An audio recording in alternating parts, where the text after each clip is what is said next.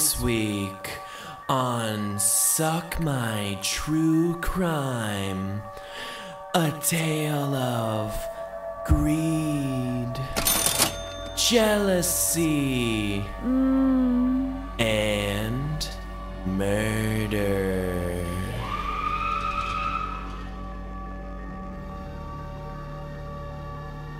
This is Toadette reporting from Channel 64 News. Tragedy has struck at the Mario Castle on what has been dubbed the Mario Murder Mystery. 9 known victims, all seemingly in attendance of a Mario party, have been found dead, including Mushroom Kingdom's own Mario Jumpman. Mr. Jumpman was found with his known associates, including Princess Peach, his longtime girlfriend, Birdo, Yoshi, Rosalina, Waluigi, Wario, Toad, and his brother Luigi. Investigators are still determining how these deaths occurred, but we here at Channel 64 wish their souls rest in peace.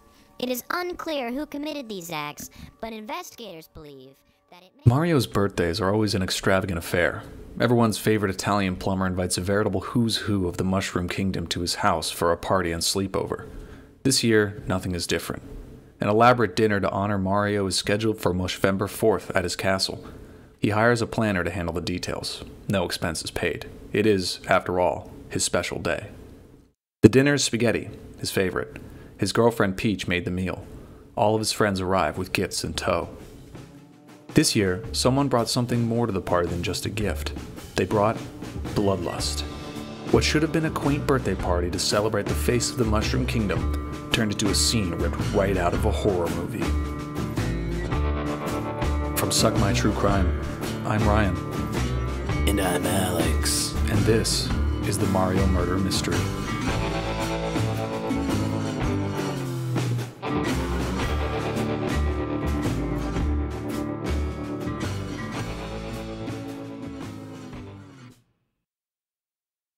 Detectives have pored over this case time and time again.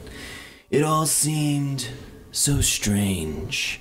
9 people at a party, each one of them dead. How did they die? Who did it? Was it a murder spree suicide? Perhaps someone else at the party that we don't know about. There have been many prevailing theories over the years. What is clear from a secret journal found on Mario is the order of the killings, which he listed as Yoshi, Rosalina, Peach, Luigi, and Birdo. The journal ended there, so it had always been the common theory that Mario was the next to go. This just left Toad, Wario, and Waluigi. Wario and Waluigi would have been your typical suspects, former cons turned friends of Mario and company. But everyone had a motive that night. Each partygoer with their long history with Mario. It begs the question, who would want Mario dead? More importantly, who would want him alive? This is all assuming that a single person at the party committed all the murders on their own.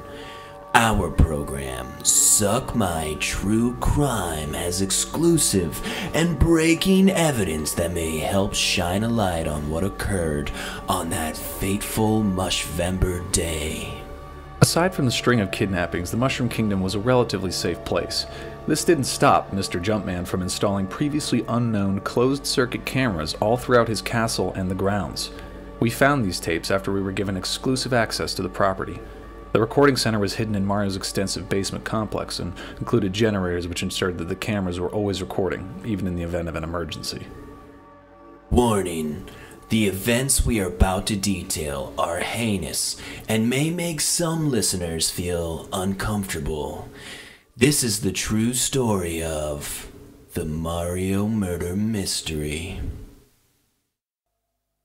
Soon after the party began around 5 p.m., it was time to open the presents. An eclectic bunch had come to celebrate with their host. Peach made spaghetti for the party that night. Mario tore into cards, carelessly dumping the money out on the table as the guests enjoyed their meal. The screed didn't sit well with his guests. At the end of dinner, Mario suggests a game of hide-and-seek. When his guests state it's a game for kids, he becomes vocally upset. They concede. Yoshi, the tiny green dinosaur with a big appetite, is it. 3 hours later, it's the hiders that find the seeker. He has gotten distracted by the pantry and eaten all the food. Mario's dear friend and ex-lover, Princess Daisy of Sarasaland, a previously unknown guest, rebukes him, and the group tells him to go for a walk and think about what he has done. After a while, they decide to apologize for treating him harshly and plan to do so when he comes back. Except, he doesn't come back. He never comes back. Soon enough, the partygoers realized that Yoshi had been outside and by himself for suspiciously too long. They argue over why he had not yet come back inside. Daisy suggests that it might have been Yoshi's time of the month, which made the men laugh, but embarrassed Rosalina. She ran to the upstairs bathroom with the tampon in hand. Waluigi volunteers to go outside and look for Yoshi, but first asks if anyone wants to join him. He singles out Birdo and says that he refuses to let her come with him, since she's trans. This kind of treatment is common in this friend group.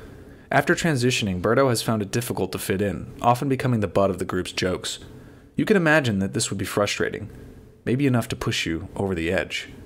Eventually, Luigi and Toad join Waluigi to search. While walking on the grounds, their attention is immediately drawn to the mushroom well, located on the southwest lawn.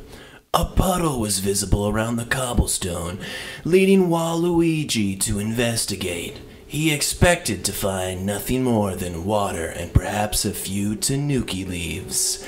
Instead, he finds the mangled, bloated corpse of a young dinosaur cut down in his prime. Back inside, the party isn't doing much better. Mario has excused himself to the restroom. The spaghetti isn't sitting well with him. This is where the timeline gets interesting. Remember, Rosalina has not yet returned from the bathroom, yet Mario spends nearly 30 minutes in the same room? It begs the question, what exactly happened during this time? This is one of the only times we can't account for. Where's Mario? What is he doing in the bathroom? The only factors corroborating his innocence is a foul stench and clogged pipes found by homicide investigators. Poor Mario. Always fixing others' pipes, only clogging his own. The group regathers and Toad informs everyone that Yoshi is dead. Birdo is obviously stricken with grief and collapses to the ground. At this time, it would have been the happy couple's 1-week anniversary. Mario re-enters the room and is informed of Yoshi's passing. It is unclear who had murdered Yoshi, but everyone in that room understood that the entrance gate had been locked this entire time. The murderer was one of them. As you would expect, accusations begin to fly. Gloved fingers are pointed all around the room. Who exactly among them would be capable of committing such a crime? First, there's Birdo. Had the psychological trauma of a transition, coupled with her friend's constant teasing, pushed her into a murderous rage? That wouldn't explain the death of Yoshi, the only person who ever seemed to understand her. What about Waluigi and Wario, the two well-known vagrants with a penchant for mischief? It seems a little too obvious. Could it be Luigi, always playing second fiddle to his older brother? Even with his own mansion, he couldn't get past being just on the peripheral of the spotlight. And then there's Mario, the birthday boy. Why else would he call them all there? Was he assembling a hit list? Why was the gate locked? Why wasn't the well covered? And where was Rosalina? It was amid this chaos that the lights cut out. Tax records made public after the event showed Mario was behind on several payments to the Mush Power Company. Fumbling around in the darkness, Birdo uncovers receipts for drugs and alcohol as well as a private photo album. Originally only rumored to exist, this photo album was full of pornographic pictures of Princess Peach. Birdo's prodding around caused Mario to heave transgender slurs at her once more. At this point, Waluigi finally realizes that Rosalina still hasn't come back from the bathroom. Obviously fed up, Daisy leads the partygoers to the bathroom despite vehement protests from Mario about the stench. What they find is a bloodbath. Literally. Rosalina's lifeless body is laying in a pool of crimson propped up in the shower. She has a long gash across her throat. It appears Mario is able to evade suspicion, convincing his friends to focus on getting power back on and splitting into two groups. Waluigi takes Toad, Mario, and Birdo upstairs, while Daisy leads Peach, Luigi, and Wario into the basement. That was her first mistake. Mario's basement was notorious for never having been completed. Original blueprints for the house's construction show a labyrinth of twisting hallways, false rooms, and doorways that lead to nowhere. Moreover, it seems peculiar Daisy would choose Luigi to follow her into the basement. Luigi, after all, is afraid of the dark. Bumbling around in the darkness, Luigi comes across a room he is sure contains the breaker box. Rushing ahead of the others was a crucial mistake. Wandering through the inky blackness of the basement, he lost more than his mind. He lost his head. First responders found a tripwire wrapped around his ankle, as well as a large axe hanging from the ceiling. Why exactly would Mario have a booby-trapped basement? Was he afraid of oversized turtles from the Koopa Kingdom breaking in once more? Maybe it was that a boo would catch him when his back is turned. Those blueprints I talked about earlier? They say nothing about a hanging axe. And local weapons distributors have sworn testimony saying Mario never purchased one. Upstairs, Mario's party was carting around in the dark, searching for a hint of sunshine. Instead, they found nothing but a galaxy of woe. They checked every room, finally coming to Mario's. Ignoring his pleas to move on, Toad eventually barges in. Expecting to find smiley stars in a closet full of well-pressed blue overalls and red hats, they instead find something much more surprising. Once the Mushroom Kingdom found a level of stability, Mario's choices were limited. His main source of income, collecting coins, smashing bricks, and saving princesses, was gone. After his movie flopped, the only way to maintain his lavish lifestyle was to turn to crime. Spread across the room, his friends find bricks of cocaine, empty bottles of beer, and crystal meth. There's even a weed farm. In his closet is a stash of fire flowers, mushrooms, and other performance-enhancing power-ups. The group jumps in fear, caught off guard by a loud noise. It turns out the sound was just a flushing toilet. Toad had gone to the bathroom to relieve himself. Looks like Peach's spaghetti has racked up another victim. Daisy's group is able to press forward, finding the electric panel and restoring light to the house. Now fully illuminated, there's nowhere to hide in this house. Our partygoers make it safely back to the main hall. Having witnessed all the terror, the group finally decides it's time to leave. Upon approaching the door, Birdo finds a note on the handle. We traveled to Mushroom City to see this note. It has been held securely in the evidence locker of Mushroom PD. Until now. What you are about to hear is an exclusive recording from when our team went inside the Mushroom PD to find the truth for you. Okay, so we have the note here. It says, try to escape and the entire house explodes?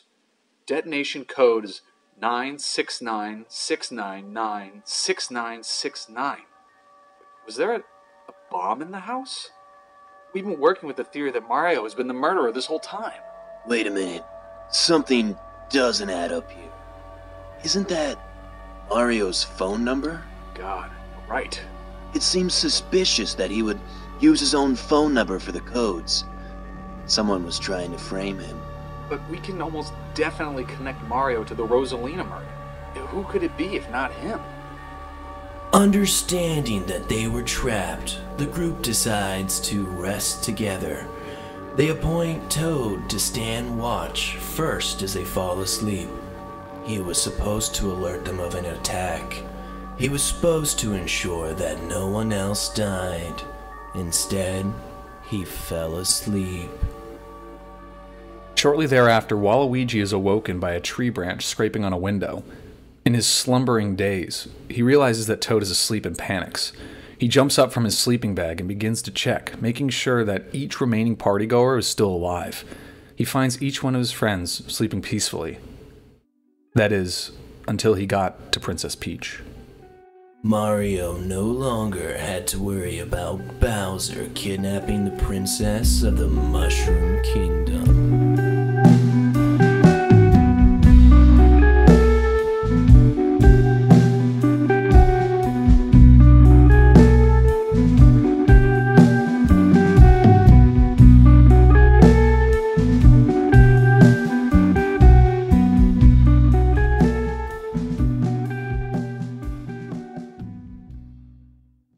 Mario wrote in his journal about the first time he ever locked eyes with Peach. They were the first things he noticed about her. Amid the fire and brimstone, and never mind the giant turtle holding her in his claws, he could only focus on those two things, her beautiful eyes that sparkled like sapphires. It was in that moment he knew he would do anything for her, including eventually turning to crime to support her. When Wario rolled her over, nothing remained of these gems except for 2 bloody holes. Investigators and police all agreed that this was the most gruesome of the murders. Peach's pink sleeping bag was soaking in blood. Her face was frozen in a horrified expression, screams of terror on her lips. The agreed-upon story was this was a political hit meant to destabilize the region. But we have another idea. The savagery with which this murder was taken out suggests a personal vendetta. Perhaps Mario felt her slipping away and wanted to ensure that those blue eyes would never bat an eyelash for anyone else. Maybe Wario was jealous of his cousin's seemingly perfect relationship. And what about Daisy? The former flame of Mario could still be harboring feelings for the man. Also, as Princess of Sarasaland, she would have political interest in offing one of Mushroom Kingdom's royalty. That's 2 solid motives right there. Or perhaps Toad. Always her advisor, working his mushrooms off to make her successful. Regardless, the murderer is still at large.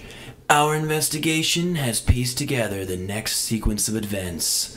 The group descends into the basement to defuse the bomb. Daisy is the first to find it. She draws everyone's attention and they enter the room. One by one they file in. Except for Birdo. This next part is a little tough to listen to. Birdo steps on a booby-trapped pressure plate in the main hall. This causes the chandelier to plummet on top of her, crushing her bones and tearing at her flesh. This looked like an attack intended for many people, but bedeviled Birdo bore the brunt of the barrage. Her future was extinguished by 1,000 candles. After successfully disarming the bomb by entering the detonation code backwards, the partygoers attempt to leave. The door is locked by a giant padlock. Luckily, Waluigi is able to leverage his skills, acquired from a lifetime of crime, to pick the lock. Waluigi appears to make a rude comment to Mario, causing the others to laugh. Toad hands Mario something as he bends over to tie his shoe. Toad is wearing the new Mushroom 2s, the signature shoe of superstar basketball player Mushroom Jordan. Whilst the boys were distracted, Daisy approaches the door.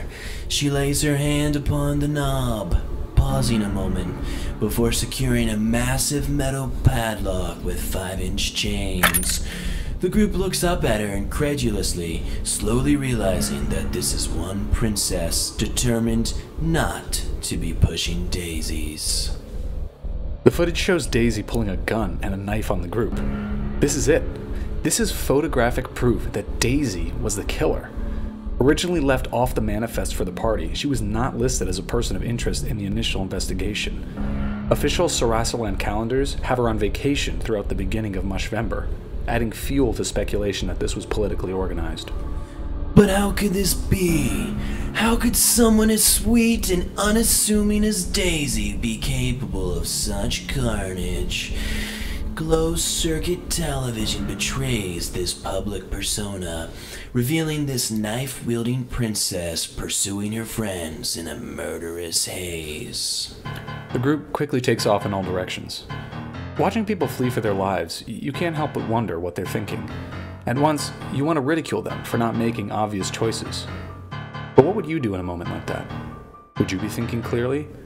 Or would you act like them, running around like their heads had been cut off like chickens? But that hadn't happened. Yet. After this frantic chase, they all end up in the basement. Daisy challenges them to another game of hide-and-go-seek. This time, it's hide-and-go-die.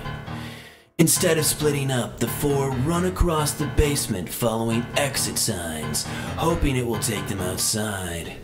All the while, Daisy's voice ominously counting down from 20, ensuring that her victims knew how relentless she truly was. Typically, it was the fair-skinned princess who needed the saving. Mario and his friends always helped her without question. This time, though, Mario and his friends needed saving from her. In the commotion, Mario gets separated from the rest of the group. They find themselves in a pitch-black room. Groping through the darkness, they find each other, and Toad happens across night vision goggles, which reveal a horrific sight. A large brass pot, a gift from Mario's friend Kirby, containing the head of Rosalina and likely the remains of the other victims. The door to the room swings open and floods it with light. At first, the three are blinded by the brightness and in fear at who it might be. To their relief, it was Mario. This relief was cut short-lived, however, as a red hole appears on his forehead before he collapses face first into the room. No amount of green mushrooms could fix this. After years of adventures, narrowly escaping death on a daily basis, Mario Jumpman was dead. The reverberations of this event are massive, and I think we still don't quite understand them. The beloved champion of Mushroom Kingdom gone in an instant.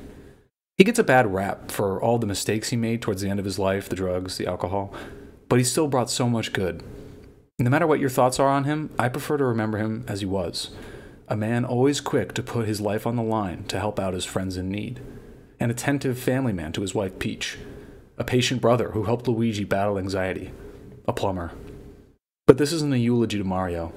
This is a true crime podcast. Daisy stood in the doorway, smiling after delivering Mario the last birthday present he'd ever receive. In a flash, Wario punched Daisy and led the disheveled group out of the room and back upstairs. They tried to use a window to escape. Reports that have been held up in court describe the windows to Mario's castle as superglued shut. After a little digging, we found that only royalty from Sarasaland had access to that much superglue. With nowhere else to go, they ran upstairs to hide. It was at this time that they decided to split up and find their own rooms to hide in. Wario, unfortunately experiencing discomfort from Peach's spaghetti, desperately hid in the bathroom out of necessity. As Daisy made her way upstairs, she heard a giant plop and a loud groan of relief. Her next victim had flushed away his only hope at escape. Daisy begins attacking away at the door with a machete, trying to get in. This allows Waluigi and Toad time to continue looking for the attic's entrance. By the time Daisy busts into the bathroom, Wario is gone. Daisy appears to scream in anger, before quickly exiting the room. Luckily for Waluigi and Toad, she runs right past the rooms in which they were hiding. They jolt for the bathroom to find the hatch for the attic. They climb in to join their friend. Quietly and slowly, the three attempt to walk across the attic towards the only small window through which the early rays of dawn had begun to glimmer hopefully.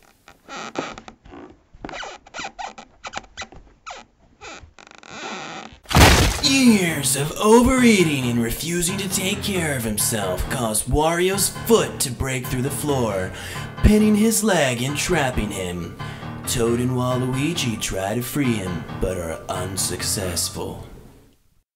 After briefly trying to figure out what to do, a machete slices up through the ceiling and into Wario. He is dragged downward through the opening. Toad and Waluigi flee for the window. Waluigi breaks the window and hesitates, looking out at the expanse below him. Daisy climbs into the space. With no other options available, Toad jumps first, landing safely in the bushes below. Waluigi jumps next. He isn't so lucky. He lands awkwardly on his leg, collapsing in a crumpled heap where he lands. Toad attempts to help him, but it's clear what Toad has to do. After a brief moment of eye contact, Toad flees into the nearby forest, accidentally dropping his jacket along the way. Daisy floats down from the attic shortly thereafter. She pauses over Waluigi, attempting to learn where Toad is gone. He refuses to betray his friend. In anger, she rakes her blade over his throat, leaving his bloody, motionless body behind her as she runs into the forest in the direction of the jacket. It is unknown what happens in the forest. However, Toad's body was found back in the attic, hanging from a noose. A dark way for a fun guy to go. And this is where the story has always ended. The official police reports concluded Toad likely committed all of the murders and hanged himself, burdened by his regrets. But as we've laid out, our evidence points to a different story. Crime scene photos reveal a chair placed neatly against the wall in the attic. If he had hanged himself, it would have been kicked away, falling violently. The lead detective on the case was discredited and fired for refusing to accept official findings. We contacted him with our research. This is what he had to say. But let's look at what we have so far. Some notes were kept from the victims. For instance, we have Mario's diary with proof that the death order went like this: Yoshi, Rosalina, Luigi, Princess Peach, then Birdo. His diary cuts off there, so we can assume he died next. After that, it's unknown, because we have no proof as to what order Waluigi, Wario, and Toad died. Let's look at how they died. Waluigi was cut in the throat, and Wario was stabbed in the stomach. Lastly, Toad was found hanged. The question is, what order did it happen? We found Toad's fingerprints on the blade, but the problem is, the chair was found neatly against the wall. If Toad hung himself, then the chair would have been kicked over. My only conclusion is that someone else was in the house. Someone had obviously tidied up this hanging. We here at Suck My True Crime believe that Daisy faked the hanging, pinning it to Toad. Our irrefutable video evidence shows her violent rampage and proves without a doubt that she was the murderer of the Mushroom 9. We reached out to the Sarasaland Secretary of State, and were given no comment. Due to Princess Daisy's diplomatic immunity, she would likely never face justice for her crimes. No matter what you think happened on mushvember 4th, we can all agree that this was a sad event. It invites a macabre interest to dive into the details and figure out what went wrong. I don't think anybody thought it would end this way, but doesn't it seem inevitable? The complicated relationships of a friend group tied in knots by years of forced sequels and spin-offs eventually boiling over? A group of friends trapped in the gilded cage of fame, hurtling towards tragedy on a path that, in retrospect, seems pre-written. Could anything have been done? Are we, the people who put them in such a position, partially responsible? These are interesting questions that require complex, well-thought-out answers. But this isn't the place for those answers. This is a true crime fanfiction podcast. Join us next time as we interview witnesses, pore over documents, and glamorize death and murder, all for the sake of anonymous clicks on the internet. For Suck My True Crime, this is Alex, reminding you that no matter how many invincibility stars you have, we're all bound by our mortal coil.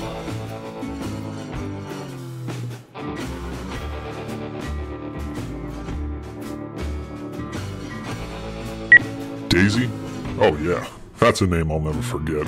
Real sweet on the outside, but when you got to know her, whew, she had a lot of things going on in her head. Is this anonymous? Okay, good.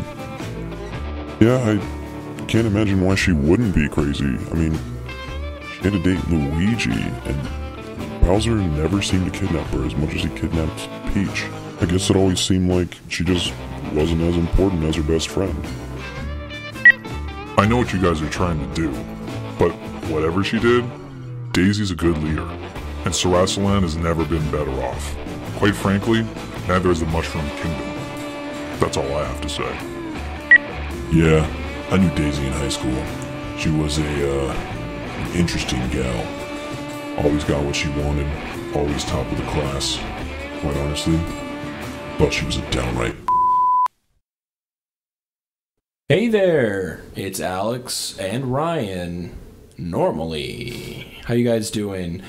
We just wanted to take the time to thank you for listening to all of this mess. We really hope you enjoyed listening to this almost as much as we enjoyed doing it. We had a lot of fun, and we sincerely hope you liked it. Yeah, this was based on the fanfic Mario Murder Mystery, which you can find on Wattpad by bren23. Really well done, and it really lent itself to this format. Yeah, it might have been more of a inspiration for this than an exact telling, but I think it was still great. Absolutely. Go check it out. And if you liked this fake true crime podcast, please check out this true crime podcast that we're stoked on at the moment called Going West. Stick around after we're done. You'll get to hear from the creators of the show. Yeah, and I don't typically like true crime, and I think their show's pretty great, honestly. Their production value is pretty stellar, and I think they do a great job of the information. Also, don't forget to follow us on Twitter and Facebook. Yes, we do have a Facebook. Should I even mention the Tumblr? I'll mention the Tumblr. Follow us on Tumblr. Shout out the Tumblr. Shout out to Tumblr. Subscribe to us on YouTube, and make sure to continue listening to us however you normally do.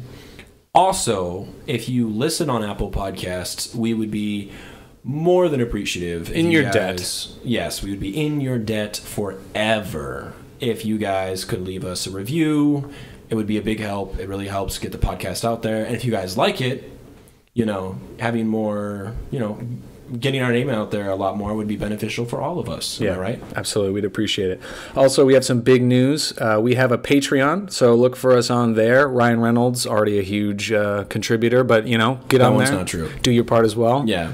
We actually had to start the Patreon because, sadly, all of our sponsorships are a lie. We've been lying to you guys this entire time. So we did a true crime because those things are hot. Those things are hot in the podcast community. So we had to sell out and do a true crime podcast, and now we're on Patreon. Absolutely. So that's pretty much it. You got anything else? I hope each and every single one of you goes out there and changes someone's life for the better today. Absolutely. Go out there and conquer the world, my lovelies. Hey, this is Heath. And this is Daphne. And we're the hosts of Going West, a true crime podcast, where we discuss various murders, disappearances, and serial killers. Each week, we go into the gory details of a new case. Like episode 5, which is about Dorothy Jane Scott, a single mother who was receiving threatening phone calls by a stalker and then mysteriously disappeared. Or the terrifying case of Dayton Leroy Rogers, the most prolific serial killer in Oregon history. You can find us on our Instagram at Going West Podcast, or check out our website, goingwestpodcast.com. You can find us on Apple Podcasts, Podbean, Stitcher, and Spotify. So make sure to check out our episodes and leave a review. Everybody in the world, keep it real and stay weird. Cheerio.